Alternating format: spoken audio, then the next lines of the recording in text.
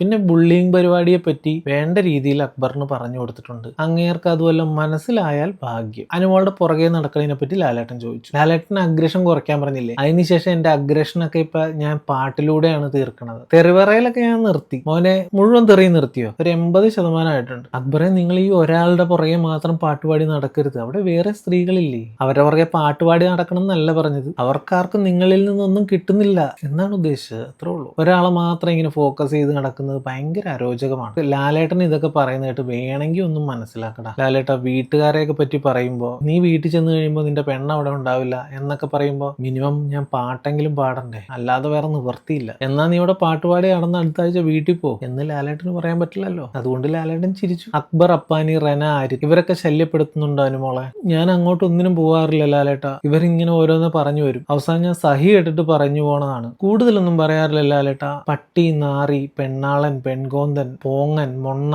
ഇങ്ങനെയുള്ള വാക്കുകളും പിന്നെ കുറച്ച് ശാപങ്ങളും മാത്രമേ ഞാൻ പറയാറുള്ളൂ. അനീഷിനോട് ചോദിക്കുന്നു, യഥാർത്ഥത്തിൽ ലാലേട്ട അവിടെ സംഭവിക്കുന്നത് അനുമോൾ നടന്നു വരുമ്പോൾ അവിടെ ഇരിക്കുന്ന ഒരു കൂട്ടം ജനങ്ങൾ അനുമോൾക്കെതിരെ സംസാരിക്കുമ്പോൾ മോശമായ വാക്കുകൾ അവരുടെ വായിൽ നിന്ന് വരുന്നത് ശ്രദ്ധയിൽപ്പെട്ടിട്ടുണ്ട്. ഓക്കെ അനീഷ, സംഭവം മനസ്സിലായി കേട്ടോ. പിന്നെ അഭിലാഷിനോട് ചോദിച്ചു, ലാലേട്ട ഞാൻ അന്നേ പറഞ്ഞത് 5 മിനിറ്റ് ഇരുന്ന് സംസാരിച്ചാൽ തീരാവുന്ന പ്രശ്നമുള്ളൂ. പിന്നെ ഞാൻ അപ്പുറത്ത് പോയി അനുമോളെ വിളിച്ച് മാറ്റി നിർത്തിയിട്ട് അവർക്കെതിരെ കളിക്കാനുള്ള എന്റെ തന്ത്രമായ കുറച്ച് ഐറ്റംസ് ഒക്കെ ഞാൻ പറഞ്ഞ് എരിപിരിയൊക്കെ കയറ്റി വിടും. പിന്നെ ഇടയ്ക്ക് അനുമോള് സുന്ദരിക്കുട്ടിയാന്നൊക്കെ ഞാൻ പറയുകയും ചെയ്യും. വേറെ കുഴപ്പമൊന്നുമില്ല ലാലേട്ട. പണ്ട് ഞാൻ എത്ര അഗ്രസീവ് ആയിരുന്നു, ഇപ്പൊ കണ്ടില്ലേ, ഇപ്പൊ ഞാൻ അടിപൊളിയായിട്ടാണ് കളിക്കുന്നത്. പിന്നെ ഷാനവാസിനോട് ചോദിച്ചു, ഗ്രൂപ്പ് തിരിഞ്ഞ് അനുമോളെ എല്ലാവരും ചേർന്ന് ആക്രമിച്ചപ്പോ ഞാൻ അവളുടെ അടുത്ത് നിന്ന് സംസാരിച്ചതാണ്, എന്തെങ്കിലും കാര്യം ഉണ്ടായാൽ ഞങ്ങൾ ഇടപെടുമെന്ന് പറഞ്ഞു. പക്ഷെ അത് പറഞ്ഞു തീർന്നില്ല. അനുമോള് ചാടി ജിസേലിന്റെ മുഖത്ത് തൂത്തു. ബിന്നിയോട് ലാലേട്ടൻ ചോദിച്ചു, ഇവിടെ എത്ര ഗ്രൂപ്പ് ഉണ്ട് ബിന്നി? അനുമോളുടെ അടുത്ത് നിന്ന് പലർക്കും ഹർട്ടായിട്ടുണ്ട്. അങ്ങനെ ഉള്ളവർ ഇപ്പൊ ഇറിറ്റേറ്റ് ചെയ്തുകൊണ്ടിരിക്കുന്നു. അവരെ സപ്പോർട്ട് ചെയ്തുകൊണ്ട് ഒരു ഗ്രൂപ്പും ആശ്വസിപ്പിച്ചുകൊണ്ട് മറ്റൊരു ഗ്രൂപ്പും. ഒനീലിനോട് ചോദിച്ചപ്പോ നമ്മളിവിടെ ചങ്കായിട്ട് കൂടെ ഉണ്ട്, അപ്പൊ ആ ഒരു രീതിയിൽ നിന്നാണ്. അത് പറഞ്ഞു വന്ന സമയത്ത് തന്നെ അനുമോള് കയറി അവിടെ പരിപാടി നടത്തി. പിന്നെ എന്ത് പറയാനാണ്. റെനയോട് ചോദിച്ചപ്പോ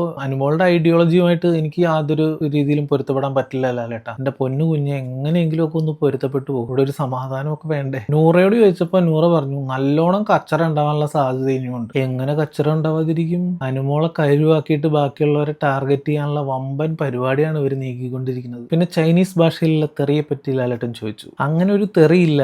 ആ ഒരു വാക്ക് ഇൻട്രൊഡ്യൂസ് ചെയ്ത് തന്നെ അക്ബർ ആണെന്നാണ് എപ്പിസോഡിൽ പറഞ്ഞത്. അങ്ങനെ ഇല്ലാത്തൊരു തെറി ചൈനക്കാർക്കും ഇന്ത്യക്കാർക്കും വേണ്ടി സംഭാവന ചെയ്ത അക്ബറിനെ നമ്മൾ പ്രത്യേകം സ്മരിക്കുന്നു.